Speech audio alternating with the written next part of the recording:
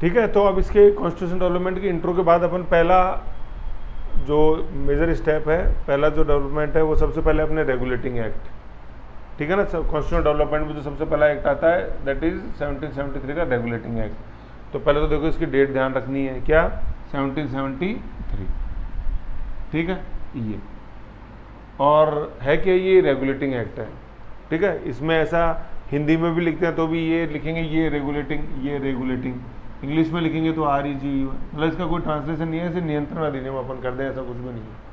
अब ये रेगुलेटिंग जैसे नाम होता है ये वैसा ही काम है, जैसे रेगुलेटिंग अपन जैसे फैन होता है उसका एक रेगुलेटर होता है, तो फैन का रेगुलेटर क्या काम करता है, जब आपको तेज़ करना है तेज़ कर दो, कम करना है कम कर दो, यही उसका काम होता है। ये होता है कि मतलब वो स्पीड को रेगुलेट करता है। यही काम इस एक्ट का था कि अभी अपन ने जैसे देखा, ऊपर देखा कि 1600 के अंदर उसको चार्टर मिला, 1608 के अंदर आई, 1764 में आपने बक्सर लड़ा, 1665 के अंदर आपको दीवानी प्राप्त हो गई, ये देखा अभी अपन ने। तो धीरे धीरे ये इंपॉर्टेंट, जैसे यहाँ से अपन ने देखा, यहाँ अपन ने दिखा होता रीजनल पावर बन गई थी ब्रिटिश ईस्ट इंडिया कंपनी यहाँ पे। तो अब ये ज़रूरी हो गया था कि इसके जो अफेयर्स हैं इंडिया के अंदर, है ना, उस पर अपन कंट्रोल करें, उनको रेगुलेट करें। और सबसे बड़ा इसके अंदर कारण क्या था, जब अपन इंडियन हिस्ट्री पढ़ेंगे कि क्या था, ब्रिटेन की संसद इनको लोन देती थी इस कंपनी को। भाई आज भी जैसे निजी कंपनियां होती हैं, जैसे एयरलाइंस कंपनियां होती है, जैसे मान लो वीज़ा वाले थे, उसको क्या ब्रिटिश भारत सरकार ने लोन नहीं दिया क्या, उनको ज़रूरत होती है तो रिलायंस को क्या भारत सरकार ने लोन नहीं दिया क्या, है ना। भारत सरकार ने किसी भी इंडियन बैंक ने जैसे लोन दिया ना नेशनलाइज ने, ऐसे इनको भी लोन देती थी वहाँ की ब्रिटेन की संसद। लेकिन ये बार बार कहते थे कि हमें पैसा और दो, हमें पैसा और दो, हमारे पैसे कम पड़ रहे हैं। तो वहाँ की ब्रिटेन की संसद सोचती थी कि यार इनको अपन इतना पैसा दे रहे हैं फिर भी बार बार पैसा मांगते हैं, पहली चीज़। दूसरी, ये पैसा तो मांगते हैं लेकिन जब इनके ऑफिसर्स रिटायर होकर इंग्लैंड आते हैं वापस, तो वो तो बहुत ज़्यादा संपत्ति लेके आते हैं भारत से। तो इसका तो मतलब कुछ न कुछ वहाँ पर गड़बड़ है। और फिर सबसे इंपॉर्टेंट कि मैंने अभी बताया था कि अमेरिकन वार ऑफ इंडिपेंडेंस हो गया, वो अपने हाथ से निकल गया, मतलब चालू हो रहा था इसमें लड़ा हुआ, तो भाई आप अपन को भारत पे कंट्रोल रखो, तो उसके लिए ज़रूरत है रेगुलेटिंग एक्ट आए। तो एक क्वेश्चन आता है मेंस के अंदर कि वो कौन सी परिस्थितियाँ थी या वो क्या कारण थे जिनके कारण से रेगुलेटिंग एक्ट पास हुआ। यहाँ पर पढ़ रहे हैं ये तो इसका ये है कि इसके अंदर था क्या, ये किन परिस्थितियों में पास हुआ, तो परिस्थिति मैंने आपको बताएंगे। तो अपन पॉलिटी के हिसाब से उन परिस्थितियों को इतना नहीं देखते, लेकिन जैसे मॉडर्न इंडिया के संदर्भ में देखते हैं तो परिस्थितियाँ बहुत इंपॉर्टेंट हो जाती हैं। तो मोटा मोटा मैंने बताया उसके अंदर। तो देखो सबसे पहले लिखा हुआ फर्स्ट स्टेप, पहला कदम था। तो ये पूछा जाता है कि वो पहला कौन सा कदम था जो ब्रिटेन की गतिविधियों को भारत में नियंत्रण करने के लिए, ब्रिटिश ईस्ट इंडिया कंपनी नियंत्रण करने के लिए, वो रेगुलेटिंग एक्ट था। ये लिखा हुआ है नी क्या लिखा हुआ है, नियमित और नियंत्रित, रेगुलेट और कंट्रोल करने के लिए ब्रिटिश संसद का पहला स्टेप था, ब्रिटिश पार्लियामेंट का। ये ब्रीस है, ब्रिटिश पार्लियामेंट है, ठीक है ना। क्योंकि जितने भी चार्टर हैं और आगे जितने भी अधिनियम आएंगे वो सारे किसने बनाए हैं, वो ब्रिटिश पार्लियामेंट ने बनाए हैं, समझ गए। तो फिर अभी आप सर आपने बताया 1800 से कराऊँ, अरे 58 की बात तो ये हो, जो चीज़ पहले इनडायरेक्ट थी वो क्या हो गई, अब वो डायरेक्ट हो गई, बस बात इतनी सी है। फिर जब आप 58 पढ़ेंगे ना, 1858 का एक्ट आएगा, विक्टोरिया घोषणा, उससे आपको समझ में आएगा सारा, समझ गए। तो ये पहला एक्ट था, पहला प्रयास था किसका, नियंत्रण और नियमित करने का, टू रेगुलेट एंड कंट्रोल, ठीक है। फिर नेक्स्ट क्या है, इसमें लिखा हुआ है BG क्या क्या बन गया, BGG बन गया। बी यहाँ भी है, बी यहाँ भी है, लेकिन यहाँ पे एक जी और यहाँ पे 2 जी है। तो इसका मतलब ये वो बंगाल का जो गवर्नर था वो बंगाल का क्या बन गया, वो गवर्नर जनरल बन गया, ठीक है ना। ये अब एक तो पहली बात देखो, यहाँ पे आई नहीं लगा हुआ है, इंडिया नहीं लगा हुआ है, समझ रहे हो। यहाँ पे सिर्फ क्या लगा हुआ है, यहाँ पे सिर्फ बी का बी रहा है। तो अभी आप बंगाल के अंदर ही सीमित हो, अभी आप इंडिया लेवल के ऊपर अपन बात नहीं कर रहे हैं, यहीं पे है सिर्फ, ठीक है ना। पहली चीज़ तो ये। दूसरा, गवर्नर था और गवर्नर जनरल बन गया। तो मुझे बताओ, ऐसे ही मजाक मजाक में नाम चेंज थोड़ी कर देंगे, कुछ उसकी पावर्स बढ़ी होंगी तभी तो अपन उसको कुछ कह पाएंगे, नहीं तो गवर्नर पहले भी चला रहा था, चलने देते नहीं, लेकिन चेंज अलग। अब फिर सबसे पहली बात यहाँ पे लिखा हुआ है कि ये फर्स्ट कौन व्यक्ति था जो बंगाल का गवर्नर जनरल बना, वो कौन, WH है, वॉरेन हेस्टिंग, ठीक है ना। अब देखो वॉरेन हेस्टिंग अपन खींच के भी लिख सकते थे कि सर वो अच्छा लगता है ना, ज़्यादा जोर भी नहीं आता दिमाग पे, ज़्यादा जोर नहीं आ रहा ना दिमाग पे, इसलिए वो अच्छा लग रहा था। ये WH अपन को बुरा क्यों लग रहा है, क्योंकि यहाँ पे दिमाग पे जोर आ रहा है। तो अपनी साइकोलॉजी है कि अपन को हर वो चीज़ बुरी लगती है, अपनी इंसान की फितरत है कि वो प्रेशर से बचना चाहता है, और जैसे जैसे वो अपने आप को प्रेशर के अंदर लाता है वैसे वैसे उसका इवोल्यूशन होता जाता है। अपन आज जैसे क्या थे और आज अपन कहाँ हैं, तो वो कैसे बने, वो प्रेशर से बने, वो थिंकिंग पावर से बने, और जो थिंक करता है वही आगे बढ़ता है, जो थिंक नहीं करता, प्रेशर नहीं डालता, वो वहीं का वहीं रह जाता है, समझ गए। यही है बस फेलियर और एक जो स्टूडेंट पास होता है उसके बीच का फर्क। तो WH क्या है? वॉरेन हेस्टिंग है। ये क्या था? ये पहला बंगाल का गवर्नर जनरल था, ठीक है ना, बंगाली गवर्नर से बंगाल गवर्नर वॉरेन हेस्टिंग। अब सीधी सी बात है कि सर पावर बढ़ी होंगी तभी 1G का DG हो गया, बिल्कुल बढ़ी। अब सबसे पहला तो क्या है, देखो ये कि 4 मेंबर एग्जीक्यूटिव काउंसिल है, ठीक है ना, 4 मेंबर एग्जीक्यूटिव काउंसिल। ये एग्जीक्यूटिव काउंसिल क्या होती है, जैसे ये बीच के अंदर बैठा हुआ है, ये तो गवर्नर जनरल बैठा हुआ है, ठीक है ना। अब ये अपन ने 4 व्यक्ति और बना दिए जो इसकी मदद करेंगे, समझ रहे हो कि भाई धीरे धीरे पावर बढ़ रही है ना, मतलब आपको ब्रिटेन की संसद की अनुमति मिल चुकी है आपको, अब धीरे धीरे अपना व्यापार व्यवसाय बढ़ रहा है भारत में, तो कोई आपको मदद तो करेगा ना, ठीक है। ये बिल्कुल वैसे ही है जैसे असिस्टेंट नहीं होते ऑफिस में, ठीक है, तो जैसे छोटा अधिकारी होता है उसको असिस्टेंट नहीं मिलते, लेकिन जब बड़ा हो जाता है तो वो असिस्टेंट 1 मिलता है, फिर और ऊपर बढ़ जाता है तो 2-2 असिस्टेंट मिलते हैं, और ऊपर बढ़ जाता है तो उसके 3-3, 4-4 असिस्टेंट होते हैं, ऐसे है बिल्कुल, ठीक है। आप जैसे SDM के पास जाके देखो तो एक असिस्टेंट होगा, वो दूर बैठा रहेगा। आप ADM के पास जाके उसका असिस्टेंट एक होगा लेकिन कमरे में बैठा रहेगा। फिर आप कलेक्टर साहब के रूम के जाओ तो PA का चैम्बर ही अलग होता है, वहाँ 4-4 PA बैठे रहते हैं। आप सेक्रेटरी कमरे में जाओ तो 5-5, चीफ सेक्रेटरी कमरे में जाओ तो बिल्कुल एक हॉल भरा रहता है उनके असिस्टेंट्स का। ये बिल्कुल ऐसे ही है, समझ गए। तो 4 मेंबर एग्जीक्यूटिव काउंसिल बनी, ठीक है, एग्जीक्यूटिव काउंसिल, इसको हिंदी में बोलते हैं अपन कार्यकारी परिषद, ठीक है। ये बहुत इंपॉर्टेंट है, देखो है ना, आगे चल के जब अपन लोकसभा राज्यसभा पढ़ेंगे ना तो यही सब बन के आएंगी वो चीज़ें। तो एग्जीक्यूटिव काउंसिल बनी किस लिए? टू असिस्ट BGG, उसकी मदद करने के लिए। अब एग्जीक्यूटिव काउंसिल में मुझे बताओ सदस्य कितने? 4 है। अब इसमें नीचे एक चीज़ लिखो जो सबसे इंपॉर्टेंट है, 1+4, यहाँ इसके आगे लिख लो 1+4, है ना, मतलब गवर्नर जनरल को इसके अंदर अपन शामिल कर लेंगे तो इसमें टोटल कितने थे? 5 हो गए। टोटल स्ट्रेंथ कितनी हुई इसकी? 5 हुई ना। जबकि पूछेगी एग्जीक्यूटिव काउंसिल में मेंबर्स कितने थे, तो मेंबर कितने हो गए? 4 हो गए, सीधी सी बात है। तो लेकिन अपन को 1+4 याद रखना है। कार्य क्या था? असिस्ट करना। अब देखो इसके अंदर ना 2 चीज़ें यहाँ लिखी हुई नहीं है, लेकिन वो क्वेश्चन से मैंने पकड़ी उन चीज़ों को कि जो बहुत ही अच्छे फैक्ट हैं कि देखो वो क्या है, ये 4 मेंबर हैं। किसके मेंबर हैं? गवर्नर जनरल की एग्जीक्यूटिव काउंसिल की, उसमें हेड गवर्नर जनरल है। तो मुझे वो बताओ, जो हेड बन जाता है ना, तो हेड बनने से आपके पास सारी शक्तियाँ नहीं आ जाती हैं।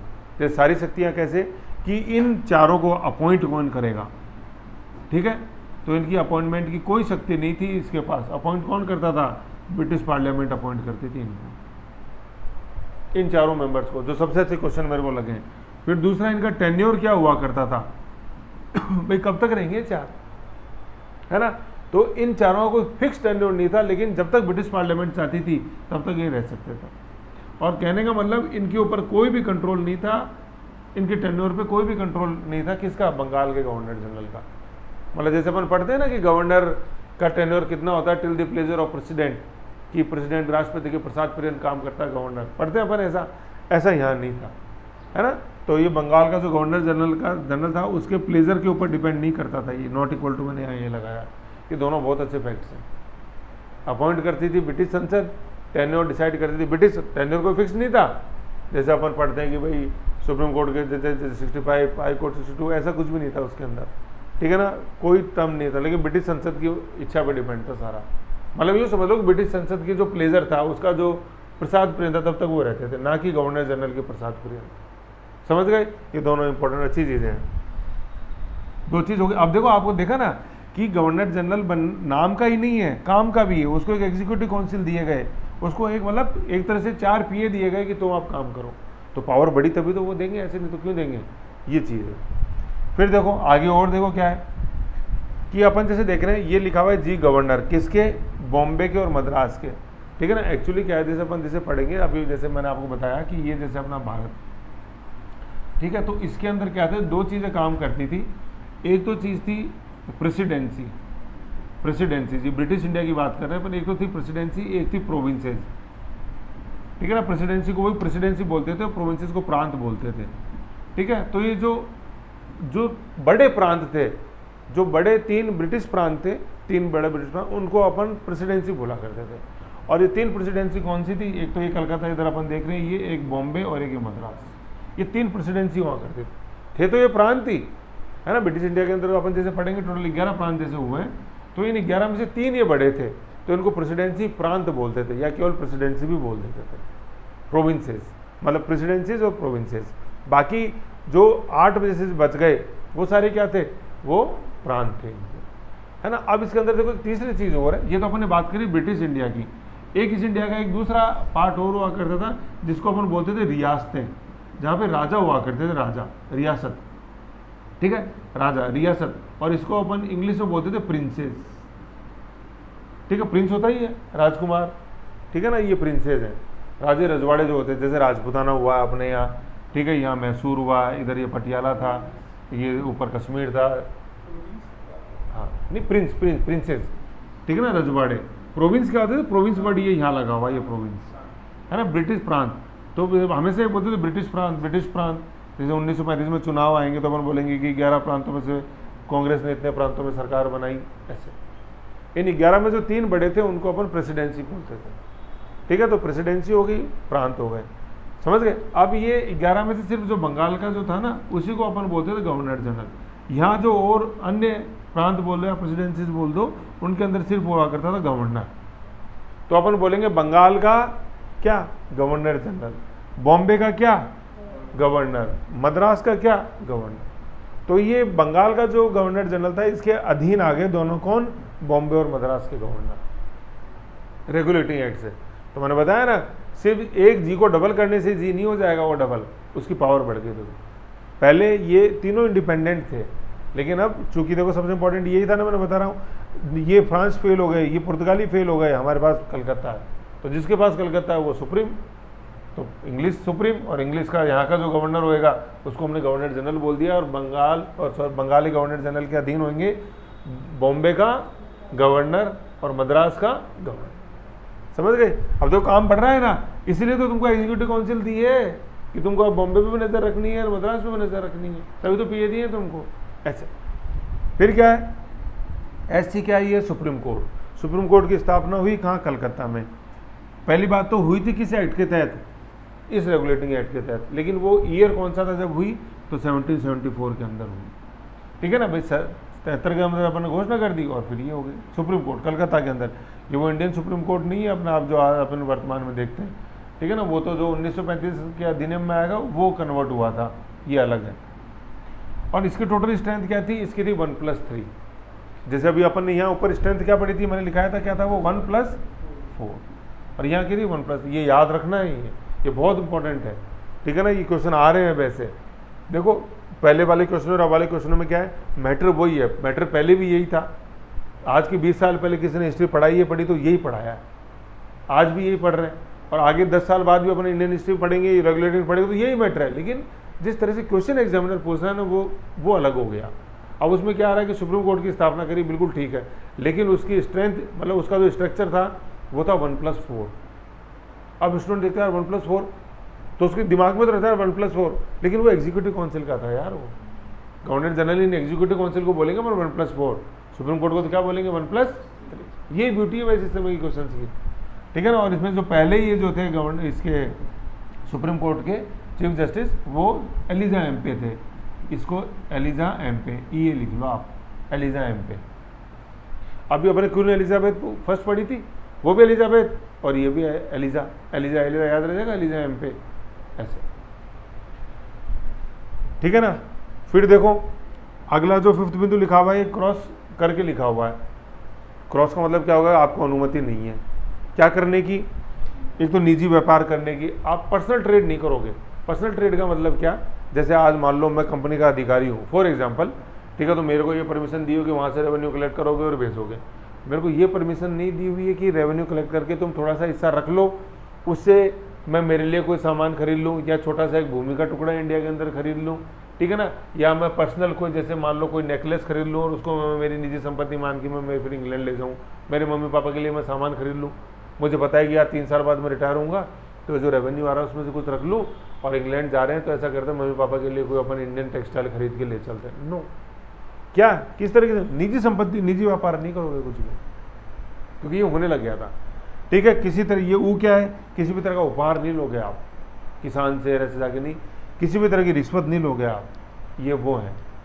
अभी अपन ने पढ़ा था, इस एक्ट का नाम क्या था, रेगुलेटिंग एक्ट, और रेगुलेटिंग अपन ने पढ़ते ही ये लिखा था, नियमित और नियंत्रित करना आपको, तो नियंत्रित कर दिया ना, नहीं करोगे भैया अभी कुछ भी कंपनी के, तो अगर कर्मचारी अधिकारी होगा, ठीक है। कर दिया ना आपको नियमित, मतलब कंट्रोल कर दिया और नियमित ये किया ही ना, कर रहे हैं, सुप्रीम कोर्ट बना दिया, गवर्नर को अधीन, बॉम्बे और मद्रास को अधीन कर दिया कलकत्ता के गवर्नर जनरल के, ये है सर। ठीक है, फिर इसमें अपन एक जैसे देखते हैं इंपॉर्टेंट बिंदु, नीचे लिखा हुआ है ब्रिटिश संसद, इसने इक्वल टू मतलब बनाया था क्या, कोर्ट ऑफ डायरेक्टर्स, ठीक है ना। और यहाँ पे जो कोर्ट ऑफ डायरेक्टर्स लिखा हुआ है गवर्निंग बोर्ड है ना, COD लिखा हुआ है कोर्ट ऑफ डायरेक्टर्स, इसको आप समझ के रखो, क्योंकि वापस जब ये पढ़ेंगे ना तो यहाँ आएगा, यहाँ पे 2 पे डायरेक्टर की आएगी इसमें पिट्स इंडिया एक्ट से, तो वहाँ पे एक बोर्ड ऑफ कंट्रोल आएगा BOC, वो अलग है। ये क्या है, COD है, और हम पढ़ते हैं ना कैश ऑन डिलीवरी COD, तो यहाँ पहला ध्यान आप COD पे रख लो, कैश ऑन डिलीवरी पे, वो क्या है, गवर्निंग बॉडी है। किसने बनाई थी, ब्रिटिश संसद ने, समझ गए। ये क्या करती थी, आप जिसको पढ़ो ना आप, कोर्ट ऑफ डायरेक्टर्स, तो डायरेक्टर किस में होता है, ये कंपनी में होता है।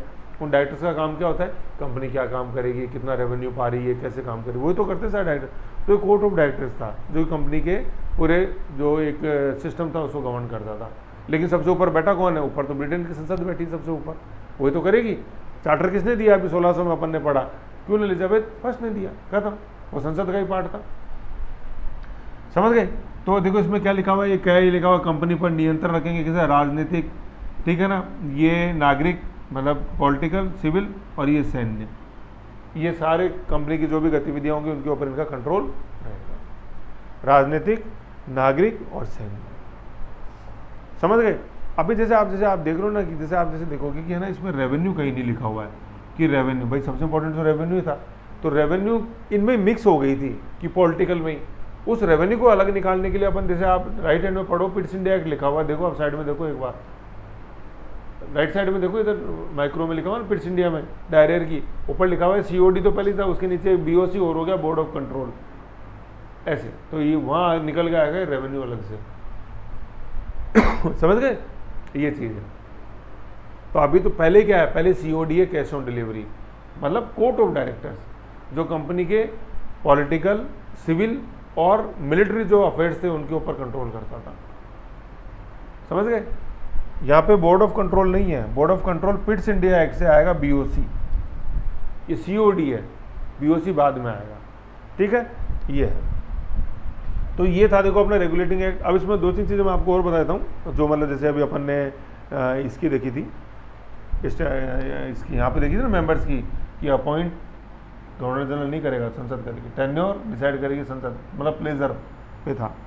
ऐसे देखो सुप्रीम कोर्ट के बारे में, इस सुप्रीम कोर्ट की जैसे स्थापना हुई, तो देखो इस सुप्रीम कोर्ट की, इसका जुरिडिक्शन के बारे में 2-3 चीज़ें अपने जान लो, कि सबसे पहला तो क्या था कि इस सुप्रीम कोर्ट का कोई भी कंट्रोल नहीं था इस बंगाल के गवर्नर जनरल के ऊपर, समझ गए, या इसकी जो एग्जीक्यूटिव काउंसिल थी उसके ऊपर कोई भी कंट्रोल नहीं था, समझ रहे हो। आप ये मत समझो कि ये इस एग्जीक्यूटिव काउंसिल को कंट्रोल करने के लिए आया था, नहीं, ये बिल्कुल फ्री सत्ता थी, गवर्नर जनरल और उसके एग्जीक्यूटिव काउंसिल बिल्कुल फ्री सत्ता।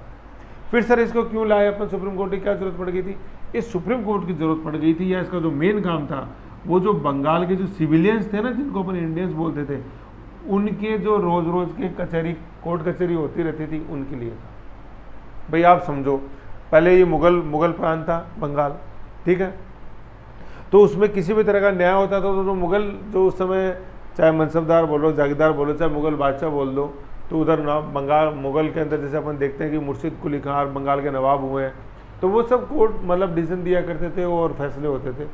अब जब ब्रिटिश सत्ता वहाँ आ गई, तो वो जो पहले मुकदमे जो आम जैसे हुआ करते थे, उनका भी तो कुछ होएगा यार, उनको अपन ऐसे थोड़ी छोड़ देंगे। भाई न्याय प्रशासन तो प्राचीन भारत मध्यकालीन हमेशा चला रहा है, तो एक सभ्य समाज की निशानी होती है न्याय प्रशासन।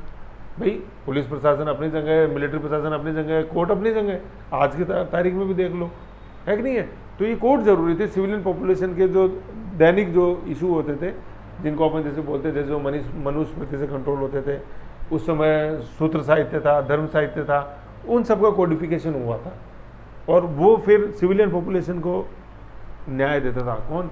ये सुप्रीम कोर्ट। तो सुप्रीम कोर्ट का जुडिशियल किसके ऊपर था? क्या गवर्नर जनरल के ऊपर? क्या उसके एग्जीक्यूटिव काउंसिल के ऊपर? नहीं, किसके ऊपर था? ये जो कंपनी की कोई भी जैसा जो गतिविधि थी, उसके ऊपर कोई भी कंट्रोल नहीं था सुप्रीम कोर्ट। भाई उसको देखने के लिए तो कोर्ट ऑफ डायरेक्टर्स बैठे हैं ना, उसको देखने के लिए तो ब्रिटिश संसद बैठी है ना, कंपनी को देखने के लिए। तुम भैया एलिजा एमपी ये मत समझ लेना कि तुम आज कंपनी के ऊपर शासन करोगे, नो। तो कहने का मतलब क्या है कि ये किसी भी तरह का चेक एंड बैलेंस नहीं था ये, कि एग्जीक्यूटिव काउंसिल के ऊपर नजर रखेंगे अपन सुप्रीम कोर्ट के, नो। वो तो सिविलियन जनता को न्याय देने के लिए, जिससे कि वो लगे कि अराजकता की स्थिति नहीं बने। जैसे मान लो, फॉर एग्जाम्पल मान लो कि कोई कंपनी का सामान चुरा के ले गया चुरा के, भाई ला के रखा था कि हम इंग्लैंड ले जाएंगे और रात को आया चुरा के, तो अब उसका ऐसा थोड़ी कि उसको आप फांसी पर लटका दोगे। भाई ब्रिटेन ऐसा देश था जो कि डेमोक्रेसी का एक हॉलमार्क था, सील थी डेमोक्रेसी की, तो उसको भाई जिसको अपन बोलते हैं ना लॉ ऑफ प्रोपोर्शनैलिटी, अनुपातिकता का सिद्धांत, कि जितनी क्राइम किया उतनी सजा मिलेगी। तो यार पहले लॉज को तो कोडिफाई करो। तो उन्होंने अपने आगे यहाँ पे मनुस्मृति पढ़ी है ना, जितने भी दाएं भाग था, जो डोरी कानून थे, हेरिटेंस के जो इनहेरिटेंस के जो कानून थे, वसीयत वगैरह, वो सारे पढ़े, उनका कोडिफिकेशन हुआ, जैसे अपन मैकॉले वगैरह देखेंगे आगे, और फिर वो इंडियन लॉ मतलब उनका ट्रांसलेशन इंग्लिश में हुआ और फिर ये न्याय देने लगे। अब उसने चोरी तो कर ली, लेकिन उसको कुछ सजा भी तो मिलेगी यार। वो सजा कौन देगा? कंपनी देगी सजा, एज पर लॉ मिलेगी। और उसी का अपन आज वेरीफाइड भारतीय दंड संहिता जो अब बनी है, नए BNS जो कानून आए, वो सब वही है। धीरे धीरे धीरे IPC CRPC थी, अब चलिए, समझ गए। तो इसका जुरिडिक्शन बहुत इंपॉर्टेंट है सुप्रीम कोर्ट का, जो कि बुक्स में और ऐसे अपन नॉर्मल पढ़ते हैं गायब है, ठीक है ना। ये मैंने कहाँ से देखे? मैंने वो क्वेश्चन बैंक जो मैंने उनसे देखा, समझ गए। तो ये अपना रेगुलेटिंग एक्ट था। मोटी मोटी क्या चीज़ इसमें ध्यान रखनी, सबसे पहले 1773। एक देखो इसके साथ एक डेट और लिखो, जो अभी तो नहीं आएगी लेकिन थोड़े समय बाद आएगी और वो आपको बहुत ज़्यादा कंफ्यूज करेगी। वो डेट क्या है? वो डेट है 1793, है ना। अभी तो अपन 1773 पढ़ी है अपन ने, 1773। ये तो अपन रेगुलेटिंग एक्ट पढ़ लिया RA, ठीक है ना। इस 1973 के आगे लिखो PS।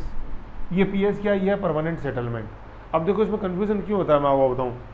इस 1773 1790 सारे डिजिट सेम है, केवल एक जो टेंस प्लेस पर डिजिट है, केवल उसका डिफरेंस है 7 और 9 का, इसलिए इसमें फंस जाता है स्टूडेंट।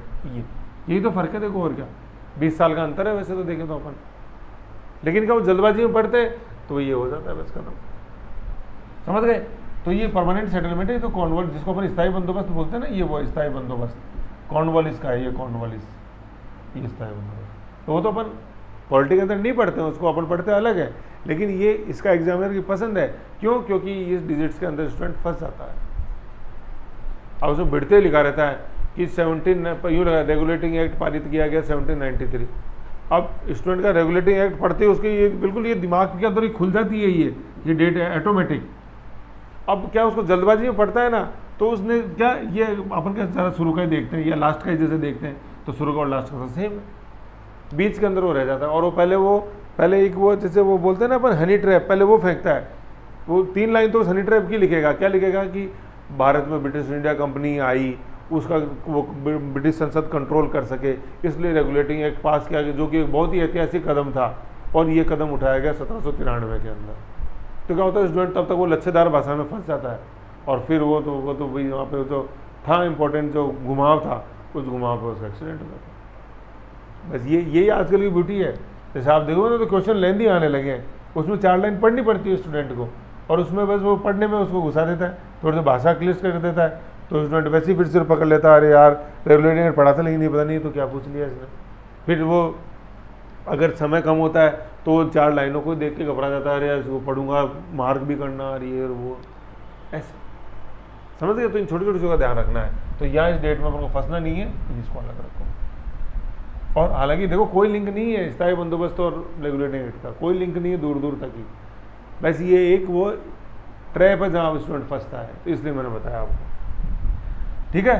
तो एक तो ये हो गया अपना 1773 के अंदर पास हुआ, पहला स्टेप था एक इसका नियंत्रण, नियमित और नियंत्रण करने का, रेगुलेट और कंट्रोल का, ब्रिटिश संसद ने पारित किया था। सारे ब्रिटिश संसद के, मुझे बताओ जो सबसे पहले 1600 के अंदर चार्टर आया वो ब्रिटिश संसद का था, तो ये क्यों नहीं होंगे?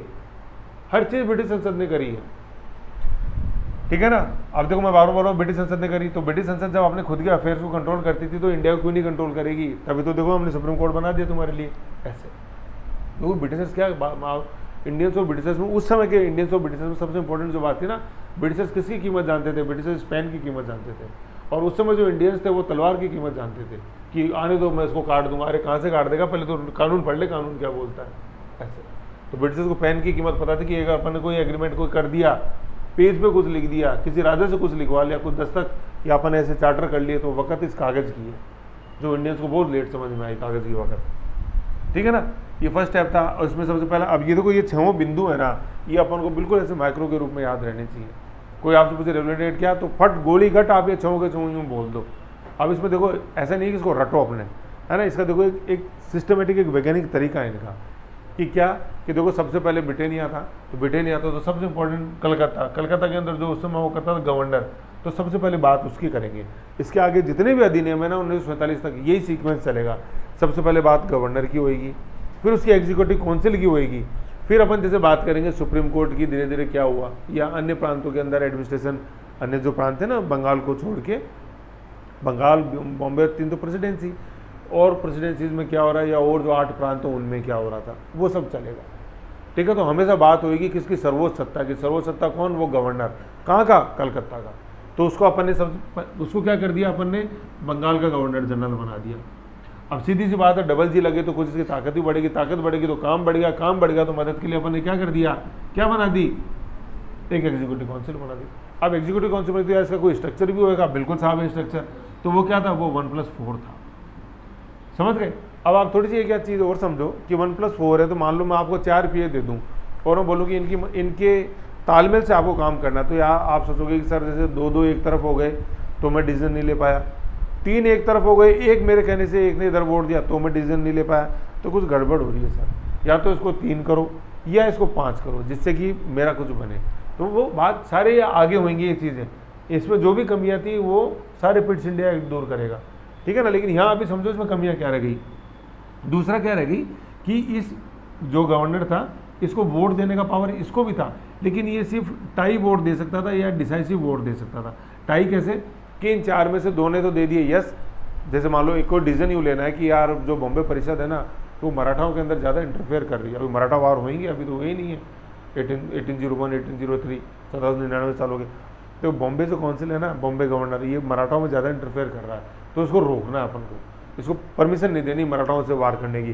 तो 2 ने तो दे दिया यस में वोट कि हाँ हाँ रोको, और 2 ने दे दिया नो में कि नहीं नहीं मत रोको। अब मैं डिसीजन तो ले ही नहीं पाया। तो ऐसे टाई वाली सिचुएशन में इस गवर्नर को पावर थी क्या, वोट देने। तो ये जैसा चाहता वैसा वोट देता तो इसके फेवर में हो जाता। लेकिन एक बार डेडलॉक की स्थिति तो उत्पन्न हो गई ना, और गवर्नर जनरल की एग्जीक्यूटिव में डेडलॉक आप आज ही उत्पन्न कर रहे हो, जो पहले कदम में डेडलॉक हो गया, तो यार ऐसा कन्फ्यूजन क्यों क्रिएट कर रहे हो। तो पिट्स इंडिया एक्ट से कन्फ्यूजन दूर होगा, 4 घटा के 3 हो जाएगी ऐसे। ठीक है ना, ये चीज़ है। तो ये टाई वोट दे सकता था, एक तो चीज़ ये अपन को समझनी है। ठीक है, तो गवर्नर जनरल हो गया। अब मुझे बताओ, अपन मतलब एक सिस्टमेटिक तरीके से पढ़ रहे हैं कि भाई ये याद कैसे होएगा, वो बता रहा हूँ मैं आपको यहाँ पे। फिर अब इसको अपन ने जैसे दे दी तो कुछ इसकी पावर्स और भी तो बढ़ी होंगी, बिल्कुल बढ़ी कि सर वो जो गवर्नर थे ना, कहाँ के, और 2 प्रेसिडेंसीज और हैं अपने पास, क्या, बॉम्बे। बॉम्बे को हमेशा BO लिखोगे, बंगाल को केवल B लिखोगे, और कभी भी ये ऐसे बड़े बड़े खींच के मत लिखना कि बंगाल आप लिखो बैन है, गाल है, बी, नो, कोई मतलब ही नहीं है उससे, वो झूठी तसल्ली दे रहे हो अपने आप को। और एक मद्रास था, तो उनको इसके अधीन कर दिया अपन ने, किसके, बंगाल के गवर्नर जनरल के अधीन।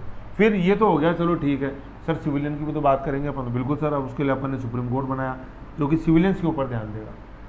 ठीक है, ये हो गया। फिर सर वहाँ के जो लोग थे, मतलब कंपनी के जो कर्मचारी थे, उनको भी कंट्रोल करना था, क्योंकि ये पहला स्टेप था किसका, रेगुलेट करना है, रेगुलेट एंड कंट्रोल। तो वो ना तो किसी तरह की प्राइवेट प्रॉपर्टी बना सकते थे, कोई प्लॉट नहीं खरीदोगे, कोई टेक्सटाइल नहीं खरीदोगे, सारे कंपनी के लिए करोगे, जो करोगे कंपनी तुमको सैलरी दे रही है ना, ये किसी भी तरह का क्या है, मतलब प्राइवेट नहीं करोगे, किसी भी तरह क्या है आप गिफ्ट नहीं लोगे, और किसी भी तरह की ब्राइब या रिश्वत नहीं लोगे आप, जो अपन ने पढ़ा। और फिर जो कंपनी जिसके थ्रू काम कर रही थी वो कौन थे, वो कैश ऑन डिलीवरी था, मतलब COD, मतलब कोर्ट ऑफ डायरेक्टर्स थे, और ब्रिटिश संसद ही कंट्रोल रखती थी इनके ऊपर, है ना। क्योंकि इसको चार्टर किसने दिया था, ईस्ट इंडिया कंपनी को, जाओ और तुम वहाँ काम करो 1600 के अंदर, ईस्ट इंडिया मतलब ब्रिटिश संसद ने दिया, क्राउन ने दिया, क्वीन एलिजाबेथ फर्स्ट ने दिया, तो वो तो नजर रखेगी। तो कोर्ट ऑफ, ये जो डायरेक्टर्स थे ना, इनको पूरा कंट्रोल हुआ करता था इनके ऊपर क्राउन का, समझ गए, और चार्टर के अनुसार ही काम करते थे। तो ये था अपना रेगुलेटिंग एक्ट। इसमें ये 6 बिंदु ध्यान रखने, बाकी क्वेश्चंस के अनुसार जो मिलेगा वो मैंने आपको बताया ऐसे। ठीक है, फिर अभी देखो ये हुआ 1773 में, समय बीता, इसको इम्प्लीमेंटेशन मिला है 74 के अंदर, सुप्रीम कोर्ट स्थापित हो गया 74 में। अब फिर उसके बाद आया देखो 1781 में एक्ट ऑफ सेटलमेंट। अब सेटलमेंट का मतलब क्या होता है कि यार अपन बोलो चीज़ों को सेटल करो, तो 73 के अंदर रेगुलेटिंग आ गया, कुछ कमी रही तो अब इसको दे देना, अपन कमियों को अपन सेटल करते हैं, तो लाया अपन सेटलमेंट। तो उसका मकसद क्या था कि जो एक कमियां रह रही हैं, कुछ पे तो अपन ने चर्चा करी, उनको अपन दूर करें, तो ये आया एक्ट ऑफ सेटलमेंट। ठीक है ना, इसके अंदर अपन सारा चीज़ें वही पढ़ेंगे कि जो कमियां रह गई थी उनके ऊपर। तो पहले एक रेगुलेटिंग एक्ट की हल्की सी रेडिंग लगा लो, फिर देखते हैं एक्ट ऑफ सेटलमेंट 1781।